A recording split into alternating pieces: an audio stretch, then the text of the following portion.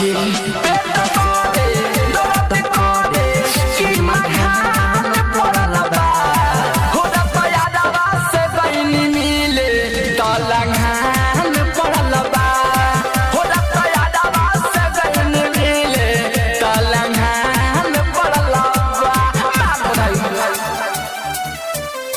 Mixed by Tia Studio Arena.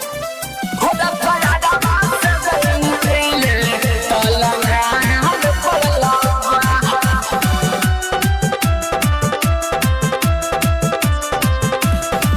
रात रही अन्हरिया के सखी कुछो नाही बुझाइल रे गप गप खूबे खैनी बात में हमारा बुझाइल रे बात में हमारा बुझाइल रे रात रहे अन्हरिया के सखी कुछो ना हमारा बुझाइल रे गप गप खूबे खैनी बात में हमारा बुझाइल मौज कहे कि कमर के तोर सकान पड़ल बा हो रब्बा यादवा से गइनी मिले तलंगान पड़ल बा हो रब्बा यादवा से गइनी मिले तलंगान पड़ल बा।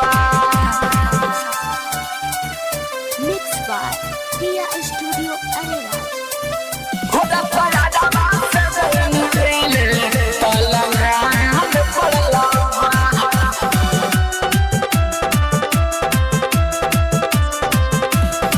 लेटो दो मितल से खूब ताते खूब लेखा पाजा हो सिदल प्रेमी खूब खियावे कोरा में धाकी गाजर हो कोरा में धाकी सखी सुना लेटो दो मितल से खूब ताते खूब लेखा पाजा हो सिदल प्रेमी खूब खियावे कोरा में धाके गाजर बाद दिन से बापहिना ओ मेरे हाथ पड़ल बा हो रब्बा यादवा से गइनी मिले तलंगान पड़ल बा हो रब्बा यादवा से गइनी मिले तलंगान पड़ल बा।